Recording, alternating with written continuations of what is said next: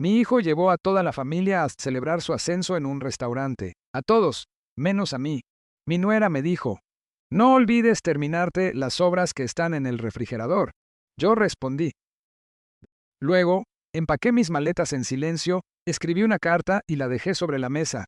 Al día siguiente, cuando volvieron a casa y vieron lo que había dentro, me alegra que estés aquí. Sigue mi historia hasta el final y... Mi nombre es Eduardo y tengo 63 años. Durante los últimos 5 años, he estado viviendo en lo que solía ser mi propio hogar. Pero en algún momento del camino me convertí en nada más que un amo de llaves, sin sueldo. Debí verlo venir. Pero cuando amas a tu familia, buscas excusas para comportamientos que jamás tolerarías de un extraño. Fue un martes por la tarde en marzo cuando todo se aclaró por completo. Alberto, mi hijo de 34 años, entró de golpe por la puerta principal con esa sonrisa que pone cuando pasa algo bueno en el trabajo. Su esposa, Sandra, venía detrás de él con el teléfono en la mano, probablemente publicando algo en las redes sociales sobre su último logro. Papá, ¿adivina qué? Dijo Alberto, aflojándose la corbata mientras entra a la sala donde yo leía el periódico. Me dieron el ascenso, gerente senior de proyectos, a partir de hoy. Sentí una verdadera oleada de orgullo. A pesar de todo, Alberto seguía siendo mi hijo y yo quería que triunfara. Me puse de pie, listo para felicitarlo como se debe. Quizá sugerir que pidiéramos cena de aquel restaurante italiano que tanto le gustaba de niño. Eso es maravilloso, hijo. Estoy muy orgulloso de ti, dije, extendiendo la mano para estrechar la suya. Alberto sonrió y sacó su teléfono. Gracias, papá. Le estoy hablando a todos ahora mismo. Vamos a ir a Romanos esta noche para celebrar. Viene toda la familia. Mi corazón se llenó de alegría. Romanos era ese restaurante elegante del centro, el tipo de lugar al que solíamos ir para ocasiones especiales cuando mi esposa, Margarita, aún vivía. Empecé a pensar en qué me pondría si debería ducharme primero, tal vez planchar mi camisa buena. En ese momento, Sandra se acercó, con sus tacones resonando sobre el suelo de madera que yo mismo había trapeado esa mañana. Tenía esa expresión en el rostro, esa que hacía que se me encogiera el estómago de temor. Oh, Eduardo, dijo, con una voz dulce como el almíbar, de esa forma que siempre precedía a algo cruel. No tienes que preocuparte por arreglarte ni nada. Esto es en realidad solo para la familia inmediata. Parpadeé sin comprender. ¿Cómo? Alberto ya estaba marcando el número de su hermana, Julia, completamente absorto en su llamada telefónica. Sandra sonrió, con esa sonrisa plástica suya, y continuó. Ya sabes, la gente que realmente es parte de la historia de éxito de Alberto, su verdadero sistema de apoyo. Las palabras me golpearon como un impacto físico. Me quedé allí parado, sintiendo cómo el rostro se me encendía de vergüenza y confusión. Pero yo soy su familia, soy su padre. La sonrisa de Sandra no flaqueó ni un segundo. Claro que lo eres, pero seamos realistas. Esto se trata de la carrera de Alberto, de su futuro con su verdadera familia. ¿Entiendes? Quise discutir, recordarle que yo había pagado la carrera universitaria de Alberto, que lo había apoyado cuando su empresa de tecnología fracasó, que había estado allí en cada momento importante de su vida. Pero las palabras se me atoraron en la garganta, como siempre ocurría cuando Sandra me hablaba de esa manera. Alberto terminó su llamada y regresó, con el rostro radiante de emoción. Julia y Tomás nos verán allá a las 7, también Miguel y Luisa. Oh, y los papás de Sandra dijeron que vendrán manejando desde Sacramento. Eso es estupendo. Alcancé a decir, aunque mi voz sonó vacía incluso para mis propios oídos. Sandra se acercó a mí y percibí un soplo de su perfume costoso, del tipo que costaba más que mi presupuesto mensual de medicamentos. Eduardo, mientras estamos fuera celebrando, ¿podrías hacerme un pequeño favor? No esperó mi respuesta. No olvides terminarte las sobras que están en el refrigerador. No me gustaría que se echaran a perder mientras tenemos nuestra cena familiar. La forma en que dijo cena familiar se sintió como un cuchillo retorciéndose en mi pecho. Miré a Alberto, esperando que dijera algo, que corrigiera a su esposa, que le recordara que yo era su padre y merecía estar incluido. Pero él ya subía las escaleras para cambiarse de ropa, completamente ajeno a lo que acababa de pasar. El pastel de carne que quedó debería ser suficiente para ti, continuó Sandra, revisando sus uñas recién arregladas. Y, en la despensa hay un poco de esa sopa enlatada que tanto te gusta, mucho más apropiada para alguien de tu edad. En ese momento, sentí que algo helado se instalaba en mi estómago. No era la primera vez que Sandra hacía comentarios así, pero algo en esa noche se sentía distinto. Quizá era la crueldad casual de todo, la forma en que me descartaba mientras mi hijo celebraba a solo unos pasos de distancia. Quizá era darme cuenta de que Alberto ni siquiera había pensado en incluirme en su festejo. Está bien, dije en voz baja, porque eso era lo que siempre decía. Lo que había estado diciendo durante 5 años. La sonrisa de Sandra se iluminó aún más. Eres un hombre tan comprensivo, Eduardo. Eso es lo que siempre he valorado de ti. ¿Sabes cuál es tu lugar? Saber mi lugar, en mi propia casa. El hogar que compré con mi difunta esposa hace 32 años. La casa donde cambié los pañales de Alberto, lo ayudé con sus tareas y le enseñé a conducir en la entrada que yo todavía limpiaba de nieve cada invierno. Los vi prepararse para su festejo. Alberto bajó luciendo impecable en el traje que le compré para Navidad. Sandra se había puesto un vestido rojo que probablemente costaba más que mi cheque de la Seguridad Social. Reían y bromeaban mientras juntaban sus cosas, completamente cómodos, dejando atrás a un viejo como si fuera un mueble desgastado. Seguramente regresaremos tarde, gritó Alberto mientras se dirigían a la salida. No nos esperes despierto. La puerta se cerró detrás de ellos con un suave clic, y de pronto la casa se sintió enorme y vacía. Me quedé de pie en el pasillo durante un largo rato, escuchando el auto de Alberto salir de la cochera. A través de la ventana, vi cómo las luces traseras desaparecían por la calle, llevándolos hacia una celebración donde aparentemente no había espacio para mí. Caminé hacia la cocina y abrí el refrigerador. Ahí estaba el pastel de carne sobrante que Sandra había mencionado, dentro de un contenedor de plástico, con mi nombre escrito, con su caligrafía minuciosa, como si yo fuera un niño que pudiera olvidar qué comida era suya, como si fuera un inquilino en mi propia casa que necesitara etiquetas para recordar qué se le permitía comer. Fue entonces cuando me golpeó con fuerza. El peso total de en lo que se había convertido mi vida. Ya no era el padre de Alberto, no era el jefe de este hogar, era la servidumbre, era el viejo que cocinaba, limpiaba, pagaba las cuentas y se callaba la boca, mientras la verdadera familia vivía su vida a mi alrededor. Me senté a la mesa de la cocina, la misma mesa donde Margarita y yo habíamos compartido miles de comidas, donde ayudábamos a Alberto con sus proyectos escolares, donde planeamos nuestros sueños de jubilación que nunca llegaron. Ahora estaba allí sentado, solo, sosteniendo un recipiente de sobras mientras mi hijo celebraba su éxito con todos menos conmigo. Por primera vez en 5 años me permití sentir todo el peso de mi rabia. Y mientras estaba sentado en esa cocina silenciosa, tomé una decisión que lo cambiaría todo.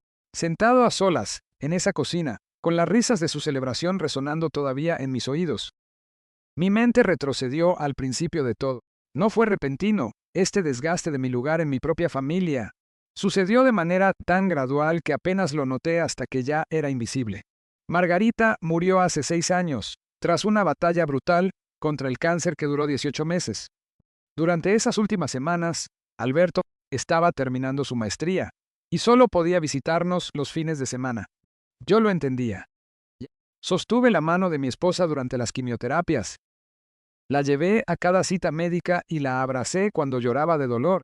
Cuando falleció en aquella gris mañana de noviembre, pensé que lo peor ya había pasado. Alberto conoció a Sandra 2 meses después del funeral de su madre. La trajo a cenar un domingo, y recuerdo haberme esforzado mucho por agradarle. Ella fue bastante educada. Preguntó por el jardín de Margarita y elogió el asado que yo había aprendido a cocinar observando a mi esposa durante 37 años.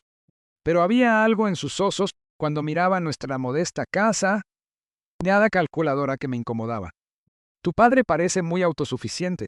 La escuché decirle a Alberto una noche en la que creían que yo estaba arriba. Es bueno que pueda cuidar de sí mismo. Esa debió ser mi primera advertencia. Los cambios empezaron poco a poco. Alberto comenzó a cancelar nuestros tradicionales desayunos de los sábados por la mañana, esos que compartíamos desde que él tenía 12 años. Sandra y yo tenemos planes. Se convirtió en su excusa habitual. Luego comenzó a faltar a nuestros viajes de pesca mensuales, algo que hacíamos juntos desde que él podía sostener una caña. Cuando se comprometieron tras solo 8 meses de noviazgo, Sandra sugirió que se mudaran conmigo temporalmente para ahorrar dinero para la boda. Acepté de inmediato. La casa se sentía tan vacía sin Margarita, y pensé que tenerlos allí ayudaría a llenar el silencio. Ese fue mi segundo error. Al principio, las cosas parecían normales. Yo cocinaba la mayoría de las noches porque lo disfrutaba y porque Sandra afirmaba que aún estaba aprendiendo. Alberto elogiaba mis comidas y le decía a Sandra que tenía suerte de tener a un cocinero tan bueno en casa. Pero poco a poco, los elogios cesaron y las exigencias crecieron. Aquello de Eduardo hace el mejor asado de carne se transformó en Eduardo. Los Johnson vienen a cenar el sábado. Tú te encargas de la cocina, ¿verdad? El papá es excelente manteniendo la casa limpia. Pasó a ser un hay que limpiar el baño. Eduardo, dejé los artículos de limpieza sobre el mostrador. Me decía a mí mismo que era temporal. Eran jóvenes y estaban ocupados con sus carreras. Yo estaba jubilado y tenía tiempo. Estaba ayudando a mi familia de la forma en que Margarita hubiera querido que lo hiciera. Y la boda fue hermosa, aunque apenas me sentí como algo más que un invitado. Sandra tenía ideas muy específicas sobre todo y no me pidieron opinión. Yo pagué las flores, un gasto de $3,000, que acabó con la mayor parte de mis ahorros de ese mes. Todo porque Alberto mencionó que tenían problemas con los costos. Solo hasta que nos estabilicemos, papá, me había dicho. Tú entiendes. Después de la boda esperaba que se mudaran. Hablaban de buscar su propio lugar, tal vez un departamento pequeño en el centro. Pero cada vez que yo tocaba el tema, surgía una nueva excusa. Sandra empezaba un nuevo trabajo y necesitaba ahorrar. Alberto esperaba un ascenso. El mercado inmobiliario estaba terrible. Los meses se convirtieron en años, y lentamente dejé de ser el dueño de la casa para convertirme en el sirviente residente. Sucedió de forma tan gradual que no podría precisar el momento exacto en que cambió. Quizá fue cuando Sandra comenzó a dejarme listas de compras con instrucciones específicas sobre qué compras gastar. Quizá cuando Alberto dejó de preguntarme si quería salir a cenar con ellos y empezó a asumir que prefería quedarme en casa. O tal vez fue el día en que Sandra me entregó un calendario de limpieza que había impreso desde su computadora, con tareas diarias y requisitos de limpieza profunda semanal. Pensé que esto te ayudaría a mantenerte organizado, me dijo con esa sonrisa brillante. Ya sabes lo importante que es mantener los estándares. Estándares en mi propia casa, como si yo no hubiera mantenido este hogar por más de 30 años. Empecé a notar otras cosas también. Cómo tenían largas conversaciones sobre sus amigos, sus trabajos, sus planes. Pero, en el momento en que yo intentaba aportar algo, la conversación cambiaba de rumbo o moría por completo. Cómo Sandra reacomodaba los muebles o tiraba mis pertenencias sin preguntar, alegando que estaba renovando la decoración. Cómo Alberto dejó de pedirme consejo y empezó a tratarme como a un pariente anciano al que había que controlar en lugar de respetar. Lo peor de todo era cómo mi propio hijo parecía olvidar quién era yo. Alberto comenzó a presentarme ante los demás como mi padre que vive con nosotros, en lugar de mi padre en cuya casa vivimos. La diferencia puede parecer pequeña, pero cambiaba por completo cómo me veía la gente y cómo me veía yo mismo. Recuerdo el día en que me di cuenta de que un amigo de la universidad de Alberto, Miguel, vino de visita y pasaron toda la noche hablando de sus carreras, sus inversiones y sus futuros. Me senté en mi propia sala a escucharlos hablar de mí, como si yo no estuviera allí. Es genial que tu papá pueda ayudar en la casa, dije. Mis padres también están envejeciendo y me preocupa cómo se las arreglarán cuando ya no puedan cuidarse solos. Alberto asintió con simpatía. Sí, funciona bastante bien. Él se mantiene ocupado cocinando y limpiando, y nosotros ayudamos con las cuentas y el mantenimiento. Es un buen acuerdo para todos. Un buen acuerdo. Como si el hecho de que yo pagara la hipoteca y los servicios públicos, mientras les cocinaba y limpiaba sus desastres, fuera de algún modo una obra de caridad de su parte. Pero no dije nada. Había aprendido que hablar solo provocaba resentimientos y acusaciones de que me estaba volviendo un viejo difícil. Era más fácil quedarme callado, aceptar las migajas de respeto que estuvieran dispuestos a darme. La situación del dinero era tal vez la parte más dolorosa. Siempre había sido bueno con las finanzas, cuidadosa. Después de que Margarita murió, esperaba viajar un poco, tal vez visitar a mi hermana en Oregón o hacer ese viaje en tren por todo el país del que siempre hablábamos. En cambio, me encontré subsidiando el estilo de vida de mi hijo mientras me trataban como empleado doméstico y comeón en mi propio hogar. Cuando el auto de Alberto se descompuso, pagué la factura de reparación de $2,000 sin que nadie me ofreciera un reembolso. Cuando Sandra quiso muebles nuevos para la sala, terminé financiando de algún modo el sillón modular de $4,000, en el que ni siquiera se me permitía sentarme cuando tenían visitas. Es una inversión en la casa familiar, decía Sandra cuando surgían estos gastos. ¿Entiendes el valor de mantener la plusvalía de la propiedad, verdad? La casa familiar, mi casa, el hogar que seguía estando a mi nombre, por el que yo seguía pagando impuestos, el que yo mantenía, aseguraba y por el que me preocupaba, pero de alguna manera, en sus mentes, se había convertido en una propiedad comunal donde yo era el miembro de menor rango. La exclusión de esta noche de la celebración de Alberto no era una anomalía, era la conclusión lógica de 5 años de desvanecimiento gradual. Me habían borrado de mi propia familia, reduciéndome a un personaje secundario en la historia de mi propia vida. Mientras estaba allí sentado con ese recipiente de pastel de carne frío, me di cuenta de algo que a la vez me aterrorizó y me liberó. Tenía opciones. No tenía que aceptar esto. No tenía que sonreír y decir, está bien. Cuando mi nuera me trataba como a la servidumbre, no tenía que fingir que ser excluido de la celebración de mi propio hijo era aceptable. Por primera vez en 5 años, me permití imaginar cómo sería mi vida si dejara de ser tan comprensivo, tan complaciente, tan agradecido por las migajas de afecto que me arrojaban. Y a medida que ese pensamiento cobraba fuerza, sentí algo que no había experimentado en años. Esperanza. Lo que aún no te he contado es que, mientras Alberto y Sandra celebraban su ascenso, yo no estaba simplemente sentado en la cocina lamcenentándome. Estaba ejecutando un plan en el que había trabajado durante los últimos 6 meses. Todo comenzó el día en que Sandra me dijo que debía contribuir de manera más significativa al hogar, haciéndome cargo de todas las compras, la comida y la limpieza. Ese fue el día en que empecé a ver a un abogado. Su nombre era Roberto Mendoza, y su oficina estaba en un edificio modesto del centro, lo suficientemente lejos de nuestro vecindario para no toparme con nadie conocido. Lo encontré por recomendación de mi médico, quien notó que yo había perdido peso y me veía estresado en mi último chequeo físico. ¿Te están tratando mal en casa, Eduardo?, me había preguntado con suavidad el doctor Martínez. A veces, los hijos adultos se vuelven exigentes cuando viven con padres mayores. En ese momento me reí para restarle importancia, pero él me entregó la tarjeta de presentación de Roberto de todos modos. Por si acaso necesitas hablar con alguien sobre tus opciones, me dijo. Me tomó 3 semanas armarme de valor para llamar. Roberto era más joven de lo que esperaba, tal vez de unos 40 años, con ojos amables y una forma de escuchar que me recordaba a mi difunta esposa. Durante nuestra primera cita le expliqué mi situación, sintiéndome tonto y desleal al describir cómo me había convertido en un sirviente en mi propia casa. Eduardo, me dijo cuando terminé, lo que describes es una forma de abuso emocional y financiero hacia el adulto mayor. Es más común de lo que crees. Maltrato. Esas palabras me cayeron como una bofetada fría.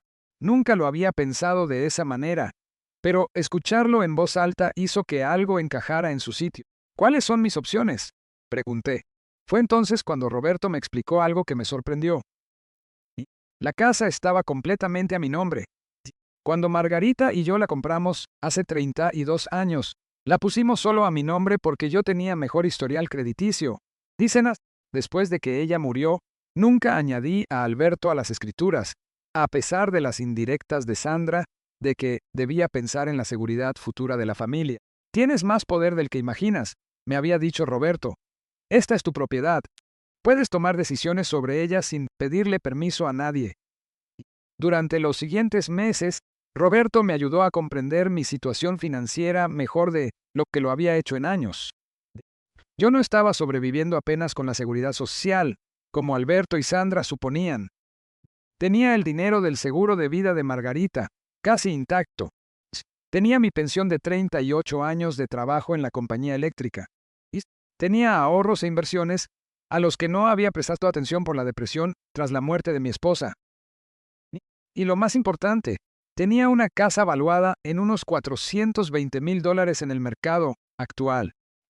Podrías vender esta casa mañana mismo y tener suficiente dinero para vivir cómodamente donde quieras, me explicó Roberto. Podrías comprar algo más pequeño, tal vez en una comunidad de retiro, y te quedaría dinero para viajar, pasatiempos o lo que desees hacer en tu jubilación. Al principio, la idea me pareció imposible. Esta era la casa familiar, el lugar donde Alberto creció, donde Margarita y yo construimos nuestra vida. ¿Cómo podía venderla? Pero a medida que pasaban los meses y las faltas de respeto seguían escalando, empecé a ver la casa de otra manera. Ya no era un hogar familiar. Era una prisión en la que yo me había ofrecido como empleado sin sueldo. Hace 3 meses tomé la decisión. Puse la casa en venta con un agente de bienes raíces del condado vecino, alguien que no conociera a Alberto ni a Sandra. La mostré a los compradores durante los días de semana, cuando ellos estaban trabajando, diciéndoles que iba al médico o a hacer mandados. La casa se vendió en 6 semanas. Esta noche, mientras celebraban el ascenso de Alberto en Romanos, yo no solo estaba empacando mi ropa. Estaba ejecutando la fase final de un plan que me devolvería mi vida. Recorrí cada habitación de la casa, tomando únicamente lo que era de verdad mío. Mi ropa, mis libros, mis álbumes de fotos, el reloj que Margarita me regaló por nuestro 25º aniversario. Dejé atrás todos los muebles que Sandra había elegido. Todos los aparatos electrónicos costosos que Alberto insistía en que necesitábamos. Todas las cosas que habían transformado mi hogar en su vitrina de exhibición.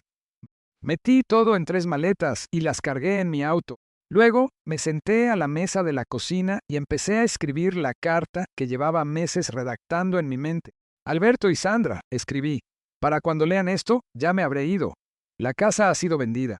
El cierre del contrato fue ayer y los nuevos dueños toman posesión mañana por la mañana. Sus pertenencias deben ser retiradas antes de las 9 de la mañana. Hice una pausa, imaginando sus rostros al leer esas palabras. Una parte de mí sintió culpa, pero una parte mucho mayor sintió algo que no experimentaba en años. Alivio. Han estado viviendo en mi casa durante 5 años, continué. Durante ese tiempo, he pagado la hipoteca, los servicios públicos, el seguro, los impuestos y los costos de mantenimiento. He cocinado sus comidas, limpiado sus desastres y financiado su estilo de vida mientras me trataban como sirviente en mi propia casa. Mi mano temblaba un poco mientras escribía, pero seguía adelante. Alberto, te crié para ser un hombre mejor que este. Apoyé tu educación, tu carrera, tus sueños y tu matrimonio. A cambio, has permitido que tu esposa me trate con desprecio mientras tú te quedabas parado, sin decir nada. Me has excluido de las celebraciones familiares, has desestimado mis opiniones y me has hecho sentir como un intruso en mi propio hogar.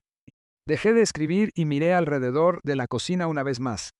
Mañana por la mañana, todo esto pertenecería a los Silva, una pareja de jóvenes con 2 niños pequeños que se habían enamorado del carácter y la calidez de la casa. Prometieron cuidar muy bien del jardín de Margarita. Las ganancias de la venta, tras liquidar el saldo restante de la hipoteca de $68,000, me permitirían empezar de nuevo en otro lugar. Compré una casa pequeña en Asheville, Carolina del Norte, donde pienso vivir mi jubilación con paz y dignidad. Asheville había sido el destino soñado de Margarita. Habíamos planeado visitarlo para nuestro 40º aniversario, tal vez incluso retirarnos allí algún día. Ahora iría solo, pero de alguna manera se sentía correcto. Sería un nuevo comienzo, un lugar donde nadie me conocería como el triste viejo viudo que se dejaba pisotear por su familia. Les dejo el departamento en Riverside Gardens. Escribí, refiriéndome a la propiedad de alquiler de una habitación que poseía desde hacía 15 años y que nunca les había mencionado. La renta es de $800 al mes. Servicios no incluidos. El contrato de los inquilinos actuales vence la próxima semana, así que pueden mudarse de inmediato si lo desean. Esta fue mi única concesión a la culpa. No los estaba dejando en la calle, pero tampoco se lo estaba poniendo fácil. El departamento era pequeño. Nada parecido a la amplia casa a la que se habían acostumbrado, y tendrían que pagar renta por primera vez en 5 años.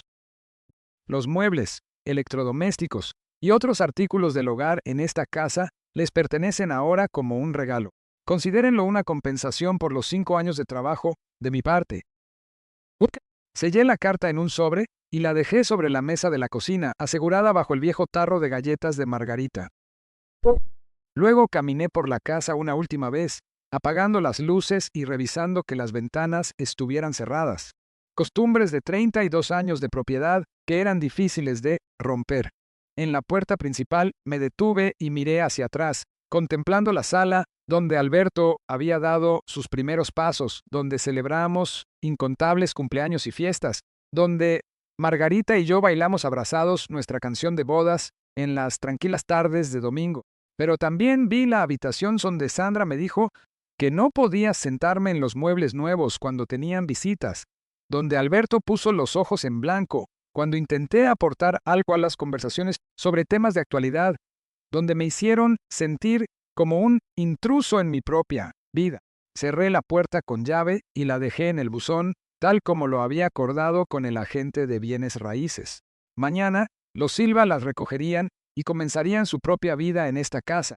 Esperaba que fueran más felices aquí de lo que yo lo fui estos últimos 5 años. Mientras me alejaba en el auto, no miré atrás. En mi espejo retrovisor podía ver la luz del porche encendida, tal como lo había estado cada noche durante 32 años. Pero por primera vez en media década, yo no sería el que volviera a casa para apagarla. Tenía 6 horas antes de que Alberto y Sandra regresaran de su festejo. Para entonces, estaría a cientos de millas de distancia, conduciendo en la noche hacia una nueva vida donde nadie volvería a confundirme con la servidumbre de mi propia casa. Estaba en algún punto fuera de Knoxville cuando mi teléfono empezó a sonar. Eran las 3:15 de la mañana, y yo llevaba casi 6 horas conduciendo, deteniéndome solo para cargar gasolina y tomar café. Las carreteras de montaña eran oscuras y sinuosas, pero me sentía más despierto que en años. La pantalla mostraba el nombre de Alberto. Dejé que se fuera al buzón de voz. Sonó de nuevo inmediatamente. Luego otra vez. A la cuarta llamada, me estacioné en una parada de descanso y apagué el teléfono por completo. Aún no estaba listo para escuchar su voz. Necesitaba llegar primero a Asheville para ver mi nuevo hogar, para hacer esto real antes de lidiar con su reacción. Llegué a Asheville justo cuando el sol salía sobre las montañas Blue Ridge. El viaje había sido largo, pero ver aquellas colinas onduladas, bañadas por la luz dorada de la mañana, hizo que cada milla valiera la pena. Aquí era donde Margarita y yo debimos venir juntos, pero de algún modo, hacerlo solo se sentía como cumplir una promesa para ambos. La casa que compré era más pequeña que la anterior, pero era completamente mía. Una cabaña de 2 habitaciones, con un porche rodeando la casa y una vista de las montañas desde la ventana de la cocina. La compré sin verla en persona, basándome solo en fotos y un recorrido virtual, lo cual fue la decisión más temeraria o la más liberadora que jamás había tomado. Al entrar en la cochera, vi a la señora Elena, la vecina que había estado cuidando el lugar, saludándome desde su jardín de al lado.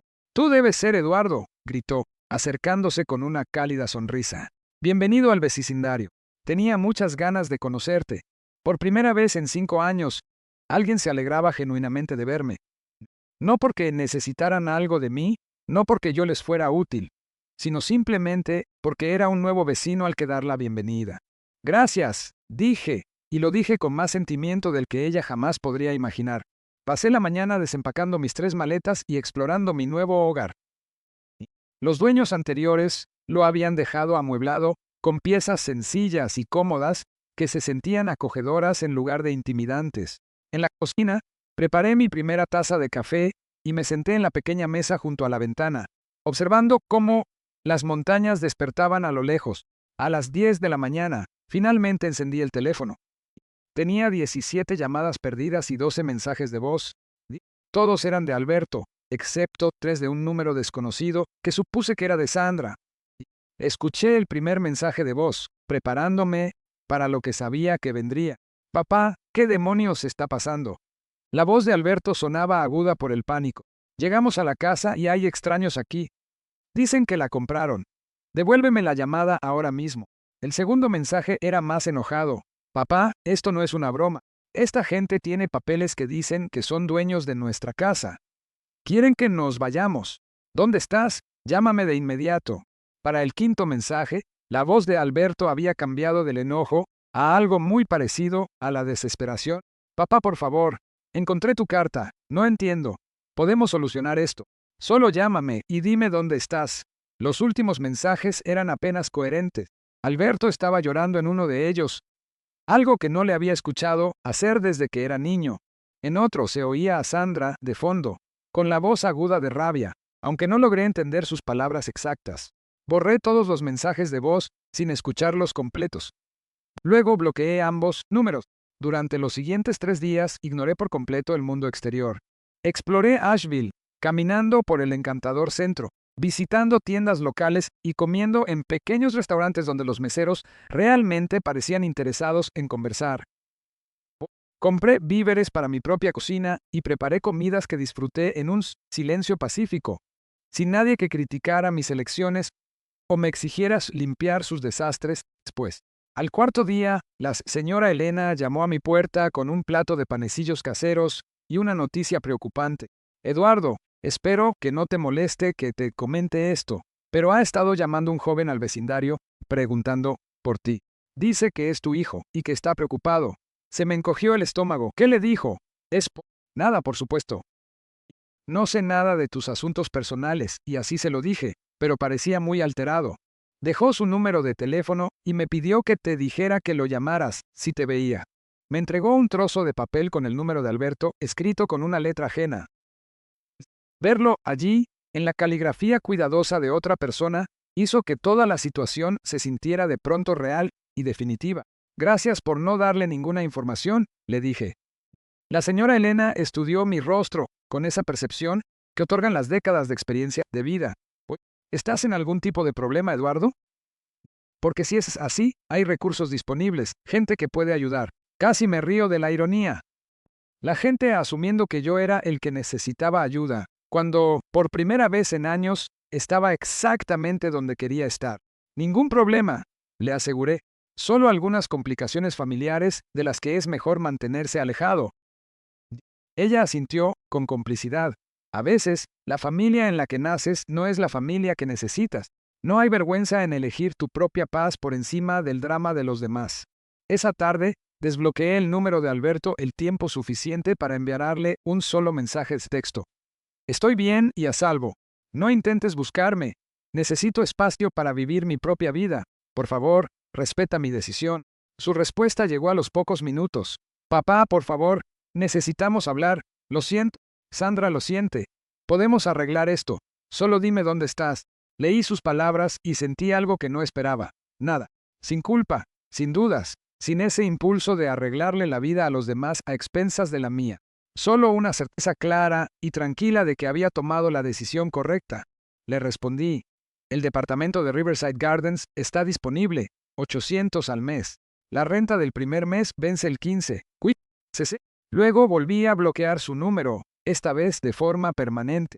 Esa noche me senté en mi nuevo porche, contemplando el atardecer detrás de las montañas y escuchando los sonidos de mi vecindario cobrando vida para la cena.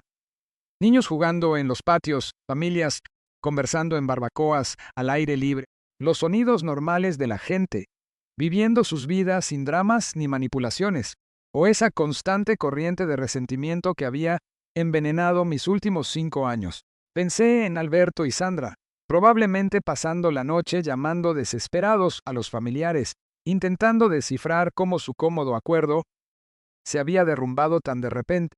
Me pregunté si estaban genuinamente arrepentidos o si solo lamentaban que su situación hubiera cambiado. Me pregunté si Alberto finalmente se estaba dando cuenta de cuánto había dado por sentado. Pero sobre todo, descubrí que en realidad ya no pensaba mucho en ellos. 2 semanas después, recibí una carta reenviada desde mi antigua dirección. Era de Alberto, escrita a mano en hojas de libreta amarilla, lo que me indicó que probablemente la redactó tarde en la noche, cuando todo se siente desesperado y urgente. Papá, comenzaba. Sé que no quieres saber de mí, pero necesito que sepas que ahora entiendo. Entiendo lo que Sandra y yo te hicimos. Entiendo por qué te fuiste. Entiendo que te tratamos terriblemente y lo siento. Lo siento muchísimo. Dejé la carta a un lado y me preparé una taza de té antes de seguir leyendo. Quería abordar sus palabras con la cabeza fría, no con la reactividad emocional que había gobernado gran parte de mi relación con él durante los últimos 5 años. Nos mudamos al departamento que nos dejaste, continuaba la carta.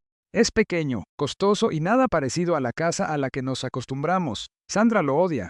Dice que es rebajarse, que está siendo cruel y vengativo, pero yo creo que estoy empezando a entender que esto no se trata de crueldad, sino de consecuencias. Sentí el destello de algo que bien podría haber sido esperanza. Quizás Alberto sí era capaz de madurar después de todo. Extraño nuestros desayunos de los sábados por la mañana, escribió. Extraño nuestros viajes de pesca. Extraño tener un padre en lugar de solo alguien que me hacía la vida más fácil. No sé si alguna vez me perdonarás, pero necesitaba que supieras que finalmente veo lo que perdí. La carta tenía 3 páginas, llena de recuerdos de nuestra relación antes de Sandra. Disculpas por incidentes específicos que yo creía que él había olvidado y promesas de hacerlo mejor si le daba otra oportunidad. Al final había escrito: Te amo, papá. Sé que dejé de demostrarlo, pero nunca dejé de sentirlo. Si estás dispuesto a intentarlo de nuevo, te profeso que las cosas serán diferentes. Doblé la carta con cuidado y la guardé en el cajón junto a las joyas de Margarita y mis otros documentos importantes. Luego salí al porche y me senté en la mecedora que había comprado en una tienda de antigüedades local, observando cómo las montañas se desvanecían en sombras púrpuras mientras se acercaba la noche. La carta de Alberto era todo lo que había deseado escuchar durante 5 años. Era el reconocimiento de sus errores, la valoración de mi persona, una promesa de que las cosas podían cambiar. 6 meses atrás, recibir esas palabras me habría hecho empacar mis maletas para correr de regreso y reconstruir nuestra relación. Pero sentado allí, en el pacífico crepúsculo de mi nueva vida, me di cuenta de algo crucial. Ya no necesitaba sus disculpas. Ya había seguido adelante.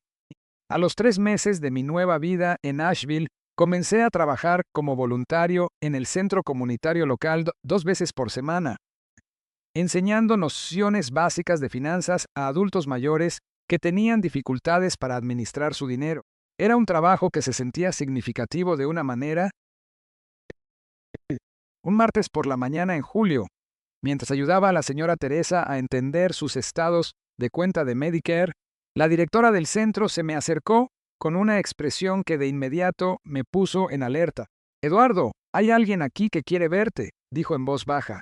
Una mujer joven. Dice que es tu nuera. Se me cayó el alma al suelo.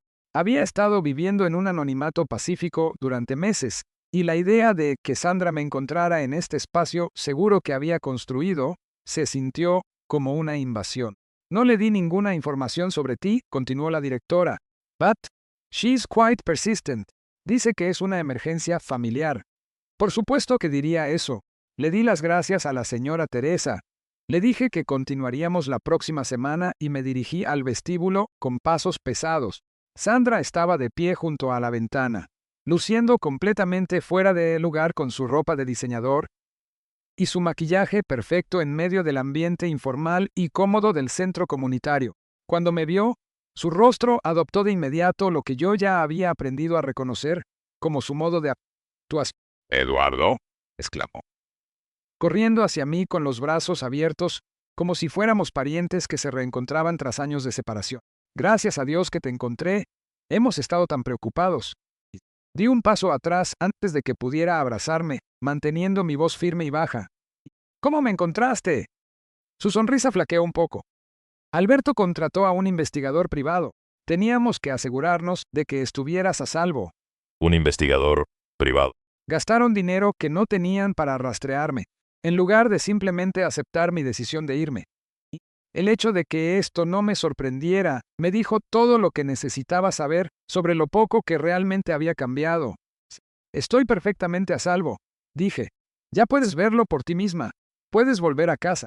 La expresión de Sandra cambió a esa mirada herida que había perfeccionado a lo largo de los años. Eduardo, necesitamos hablar. Hay cosas que no entiendes sobre nuestra situación. Su situación ya no es mi responsabilidad. Ella miró a su alrededor, en el centro comunitario, observando el modesto entorno con un desdén apenas disimulado. ¿Aquí es donde pasas el tiempo ahora? Eduardo, podrías estar viviendo mucho mejor que esto. Podrías volver a casa y arreglar las cosas como una verdadera familia. Casa. Ella seguía pensando en mi casa como su hogar, a pesar de que ahora pertenecía a los Silva y a sus 2 hijos pequeños.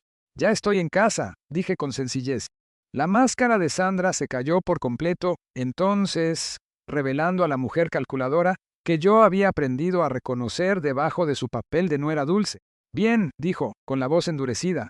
Seamos honestos, entonces. Alberto perdió su trabajo. Esas palabras me cayeron como un balde de agua fría. ¿Qué? 2 semanas después de que te fuiste. Su empresa redujo personal y eliminaron su puesto. La estamos pasando mal, Eduardo. Realmente mal. Apenas podemos pagar la renta de ese departamento diminuto en el que nos metiste. Sentí una punzada familiar de culpa. El mismo sentimiento que me había mantenido atrapado durante 5 años. Pero esta vez lo reconoció por lo que era, una respuesta condicionada a su crisis fabricada. Lamento escuchar eso, dije, y era verdad. Pero Alberto es un hombre capaz con una buena educación, encontrará otro trabajo. Los ojos de Sandra brillaron con algo horrible. No lo entiendes. Ha estado deprimido desde que te fuiste.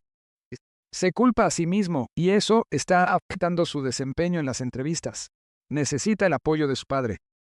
Tuvo el apoyo de su padre durante 34 años, respondí. Él eligió desecharlo.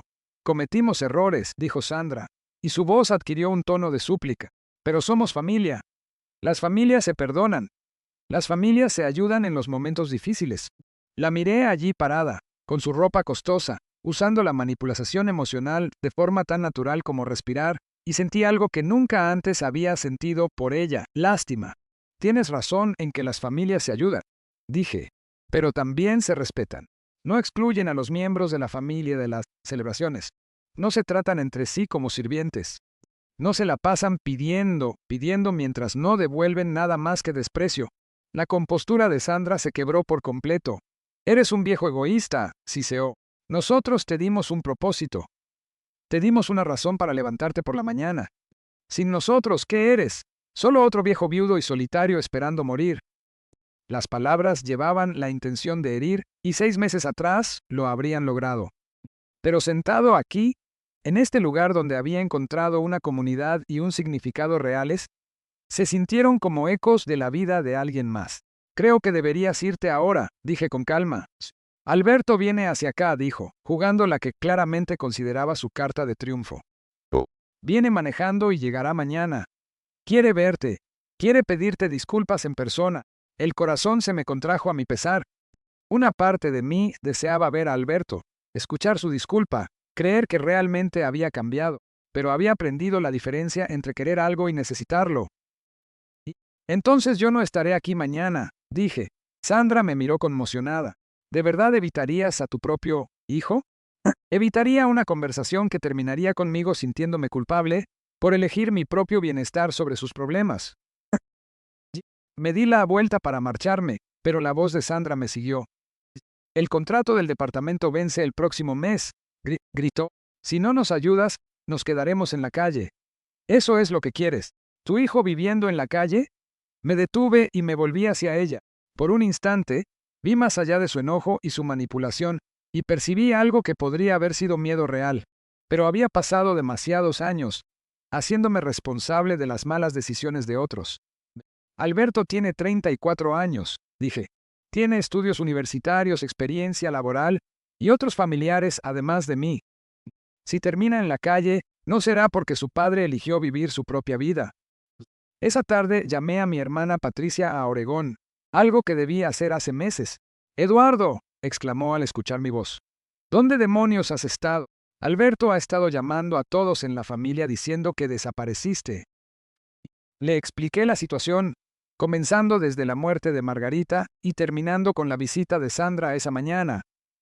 Patricia escuchó sin interrumpir, hacía ocasionales sonidos de empatía o indignación. «Hiciste lo correcto», dijo con firmeza cuando terminé. «Nunca me gustó cómo te trataba esa mujer cuando iba de visita, y Alberto debió defenderte hace años. Dicen que perdió su trabajo. Y bueno, mucha gente pierde su empleo. Eso no les da derecho a tratar a sus padres como sirvientes personales. Hablamos durante más de una hora y al final de la conversación me sentía más ligero de lo que me había sentido en todo el día. Patricia me invitó a visitarla en Portland y me descubrí considerándolo seriamente. ¿Cuándo había sido la última vez que hacía planes para mí sin pensar en cómo podrían incomodar a Alberto y a la mañana siguiente? Conduje hasta la autopista Blue Ridge Parkway y pasé el día recorriendo senderos que había querido explorar. Las montañas lucían hermosas bajo el calor del verano, y me encontré con varios excursionistas amables y acogedores. Una pareja, probablemente en sus setentas, me invitó a unirme a su grupo semanal de senderismo. Cuando regresé a casa esa tarde, vi un auto desconocido estacionado frente a la casa de la señora Elena.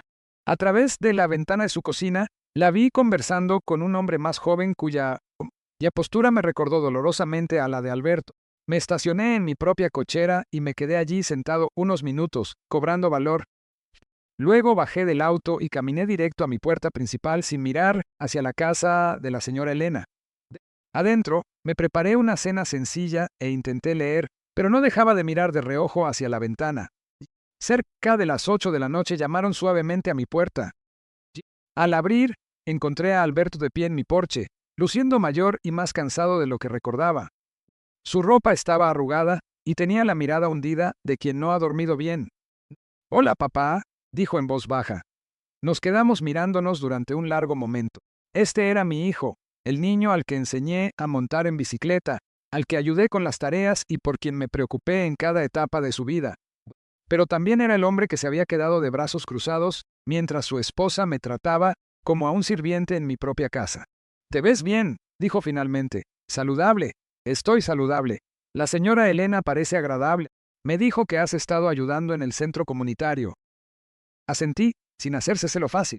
La compostura de Alberto se quebró un poco. «Papá, lo siento. Sé que eso no es suficiente, pero necesitaba decírtelo a la cara. Lamento todo. Sé que lo sientes.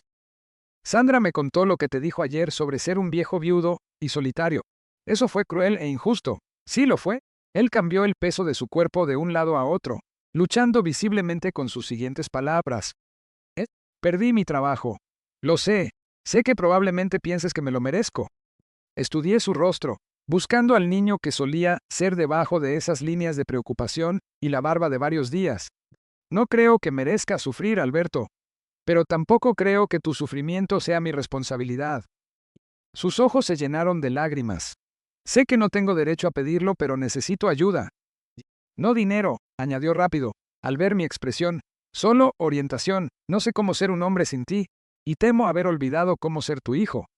Fue lo más honesto que me había dicho en años, y me partió un poco el corazón, pero también fortaleció mi determinación. Aprendiste a ser un hombre sin mí cuando elegiste la comodidad de tu esposa por encima de la dignidad de tu padre, dije con Puedes aprender a resolver tus problemas de la misma manera. Los hombros de Alberto decayeron. Así que eso es todo. Terminamos.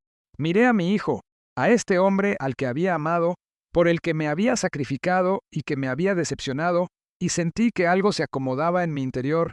Terminamos de ser la clase de familia que éramos. Dije, el que nos convirtamos en algo diferente depende de ti.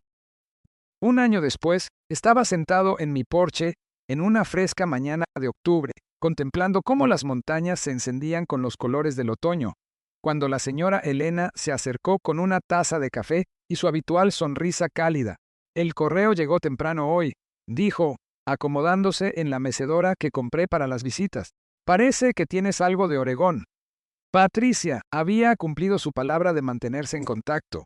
Habíamos desarrollado una rutina de llamadas semanales y cartas mensuales, el tipo de relación familiar que yo había olvidado que era posible. Ella planeaba visitarme para el Día de Acción de Gracias. Nuestra primera festividad juntos en más de una década. «¿Cómo te trata el grupo de senderismo?», preguntó la señora Elena. «Bien», dije, y lo sentía de verdad. Los excursionistas de los martes por la mañana se habían convertido en verdaderos amigos. Sí, personas que valoraban mi compañía por quien yo era y no por lo que pudiera hacer por ellas. Estamos planeando un viaje a las montañas Smokies el próximo mes. Eso es maravilloso. Te ves mucho más feliz que cuando llegaste. Tenía razón. Había bajado casi 10 kilos sin intentarlo, principalmente porque me mantenía activo y comía cosas que realmente disfrutaba, en lugar de tragar comida a la fuerza mientras escuchaba quejas sobre mi sazón. Mi presión arterial había mejorado tanto que el doctor Martínez redujo mi dosis de medicamentos cuando lo visité durante un viaje de negocios que tuve que hacer de regreso. Eduardo, dijo la señora Elena con cuidado. Espero que no te moleste que pregunte, ¿pero has sabido de tu hijo últimamente? Lo había hecho, aunque no de la manera que ella probablemente esperaba. Sí, 2 meses atrás, recibí una invitación de boda por correo. Alberto se iba a casar de nuevo, esta vez con una mujer llamada Julia, a quien yo nunca había conocido. La invitación era formal e impersonal, dirigida al señor Eduardo Holloway, como si yo fuera un pariente lejano en lugar del padre del novio. Envié un regalo de bodas, un bonito juego de cuchillos de cocinas, con una tarjeta que decía, «Te deseo felicidad». Nunca recibí respuesta. «¿Le va bien?», le dije a la señora Elena con sinceridad. Encontró un nuevo trabajo y se volvió a casar. «Pero no fuiste a la boda». «No, no fui invitado de ninguna manera significativa». La señora Elena asintió con comprensión. Había criado a 4 hijos propios y entendía las dinámicas familiares mejor que la mayoría. A veces, la parte más difícil de amar a alguien es aceptar que no es capaz de amarte de vuelta de la manera que mereces, dijo con ternura. Esa tarde fui al pueblo para hacer mis compras semanales. La rutina se había convertido en una de mis partes favoritas de la semana. Compraba en un pequeño mercado donde los empleados sabían mi nombre y mis preferencias, donde podía tomarme mi tiempo para elegir verduras frescas y buenos cortes de carne, sin que nadie se quejara del costo ni cuestionara mis decisiones. Mientras cargaba las bolsas en mi auto, sonó el teléfono. El número era conocido, pero aparecía bloqueado, lo que significaba que probablemente era Alberto llamando desde el trabajo. Nunca había bloqueado el número de su oficina, aunque rara vez contesté. Esta vez algo me impulsó a responder. «Papá», la voz de Alberto era tentativa, insegura. «Hola, Alberto. Yo me casé el fin de semana pasado, lo sé. Felicidades». Hubo una larga pausa. No estaba seguro de si habías recibido la invitación. Es decir, no sabía si querrías venir. «No lo habría hecho», dije con honestidad, «pero espero que seas feliz». Otra pausa. «Julia está embarazada». Las palabras me golpearon con una fuerza inesperada. Iba a ser abuelo otra vez. O más bien, ya lo era, pero este sería el primer nieto nacido desde que elegí mi propia vida sobre las suyas. Es una noticia maravillosa, dije, y de verdad lo sentía. «Papá, sé que las cosas entre nosotros son complicadas, pero quiero que este bebé conozca a su abuelo. Julia no entiende por qué no nos hablamos, y ya me cansé de inventar excusas». Me apoyé contra el auto, observando a otros compradores seguir con sus rutinas diarias mientras procesaba esta conversación inesperada. «¿En qué piensa Sandra de eso?», pregunté. «Sandra y yo nos divorciamos hace 6 meses». La voz de Alberto era plana, pragmática. De hecho, regresó a Sacramento a vivir con sus padres. Sentí una mezcla compleja de emociones. Alivio de que Alberto finalmente hubiera visto a través de la manipulación de Sandra. Tristeza porque tuvo que aprender una lección tan dolorosa, y algo que bien podría haber sido una sensación de reivindicación, aunque intenté apartar ese sentimiento. «Lamento que tu matrimonio no haya funcionado». «Yo no», dijo Alberto en voz baja. «Papá, sé que no puedo deshacer los últimos 5 años. Sé que te herí de formas que probablemente no tengan perdón, pero estoy tratando de ser un hombre mejor ahora y me gustaría tener la oportunidad de ser un mejor hijo». Cerré los ojos, sintiendo el peso de sus palabras. Esta era la conversación que había imaginado decenas de veces, la disculpa que había soñado recibir. Pero ahora que estaba sucediendo, me descubrí abordándola con cautela en lugar de alivio. «¿Cómo se ve eso para ti, Alberto? ¿Eso de ser un mejor hijo?» «Aún no lo sé», admitió. «Tal vez podríamos empezar con llamadas telefónicas. Tal vez podría visitarte alguna vez, solo yo, y podríamos conversar. Tal vez podrías conocer a Julia y al bebé cuando nazca. Y si no estás listo para eso, esperaré hasta que lo estés, o aceptaré que nunca lo estés. Papá, no llamo para presionarte ni para hacerte sentir culpable por nada. Solo quería que supieras que ahora entiendo por qué te fuiste y no te culpo por ello». Era la conversación que necesitaba tener con él hace un año. Pero escucharla ahora se sentía diferente a lo que esperaba. En lugar de alivio o alegría, sentí una certeza tranquila sobre mis propios límites. Me alegra que hayas aprendido de tus errores, dije, y me alegra que estés comenzando de nuevo con alguien que te trata mejor. Pero, Alberto, necesito que entiendas algo. Ya no necesito tus disculpas para ser feliz. Lo sé, dijo rápidamente. No me estoy disculpando para que regreses. Me disculpo porque es la verdad y porque debí decirlo hace años. Esa diferencia significaba más para mí de lo que él probablemente imaginaba. El bebé nacerá en abril, continuó Alberto. Si deseas conocerlo, eres bienvenido cuando quieras. Si no, también lo entenderé. Después de colgar, me quedé sentado en el auto durante varios minutos, pensando en los nietos, en las segundas oportunidades y en la diferencia entre el perdón y la reconciliación. Pensé en Margarita y en cómo habría manejado ella esta situación, cómo habría equilibrado su amor por Alberto con el respeto a mi dignidad. Esa noche llamé a Patricia y le conté sobre la llamada de mi hijo. ¿Vas a ir a ver al bebé?, preguntó. Lo estoy pensando.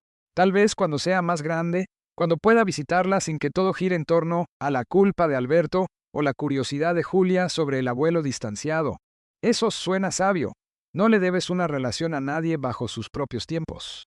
6 meses después, recibí fotos por correo. Una hermosa niña llamada Margarita Rosa, en honor a su difunta abuela. En las fotos, Alberto se veía cansado pero genuinamente feliz, de una manera que no le había visto desde antes de su primer matrimonio. Estudié las fotos durante mucho tiempo. Esta nieta, que compartía el nombre de mi esposa, tenía la barbilla de Alberto y lo que parecían ser mis propios ojos, aunque es difícil saberlo con los bebés. Puse las fotos en un portarretratos sobre la mesa de mi cocina, donde pudiera verlas durante mi café de la mañana, pero no llamé a Alberto para agradecerle por enviarlas. Todavía no estaba listo para ese nivel de conexión, y había aprendido que estar listo era un requisito que se me permitía tener. En su lugar, abrí una cuenta de ahorros en el banco local y comencé a hacer depósitos mensuales. Cuando Margarita Rosa tuviera la edad suficiente para necesitar fondos para la universidad, un auto o ayuda con su primer departamento, el dinero estaría allí. Pero vendría sin condiciones, sin expectativas de gratitud ni de una relación forzada, solo con el amor silencioso de un abuelo que había aprendido la diferencia entre ayudar y solapar. En mi 65º cumpleaños, me organicé una pequeña fiesta. La señora Elena vino junto con 3 parejas de mi grupo de senderismo y 2 de las mujeres del centro comunitario, donde aún trabajaba como voluntario. Comimos pastel en mi porche y contemplamos el atardecer sobre las montañas. Y nadie mencionó nada que yo debiera estar haciendo diferente, ni a nadie que debiera haber invitado y que no estuviera allí. Esa noche, mientras lavaba los platos, me di cuenta de algo que habría conmocionado al hombre que yo era hace 2 años. Era genuinamente feliz. No esa felicidad condicional que dependía de la aprobación de los demás o de la ausencia de conflictos, sino la satisfacción profunda y silenciosa que proviene de vivir de acuerdo con tus propios valores. Pensé en la carta que había dejado sobre la mesa de la cocina hacía tanto tiempo, en el hombre asustado y enojado que la había escrito mientras su familia celebraba sin él. Ese hombre se estaba rompiendo en pedazos, pero había tenido el valor de reconstruirse de una manera diferente. Todavía extraño a Margarita todos los días, pero aprendí a llevar ese duelo junto con la alegría, en lugar de dejar que definiera mi existencia entera. Seguía amando a Alberto, pero aprendí que amar a alguien no significa aceptar que te trate mal. Aún tenía momentos de soledad, pero descubrí la diferencia entre estar solo y sentirse solo. Mi teléfono estaba sobre el mostrador y vi que tenía un mensaje de voz de un número desconocido. Podría haber sido Alberto llamando desde algún lugar nuevo. Podría haber sido Sandra intentando una manipulación más. Podría haber sido un vendedor. Lo borré sin escucharlo. Mañana me despertaría en mi propia casa, prepararía mi propio desayuno y pasaría el día haciendo cosas que me trajeran satisfacción y paz. Trabajaría como voluntario en el centro comunitario, cuidaría mi pequeño jardín. Tal vez conduciría hacia las montañas para una caminata. Por la tarde, podría llamar a Patricia, leer un libro o simplemente sentarme en mi porche a ver el mundo pasar. Era una vida tranquila, una vida sencilla, pero era enteramente mía. Y después de 65 años de intentar ser el hombre que todos los demás necesitaban que fuera, eso se sentía como la victoria más grande de todas. De pie en mi cocina, rodeado por los vestigios de una celebración de cumpleaños donde todos los asistentes realmente querían estar allí, finalmente entendí lo que Margarita había estado intentando decirme en esos últimos y difíciles meses de su enfermedad. Eduardo, mereces ser amado por lo que eres, no por lo que puedes hacer por los demás. Me había tomado 2 años en una nueva vida escuchar realmente esas palabras, pero ahora estaba escuchando, y por primera vez en más tiempo del que podía recordar, eso era suficiente.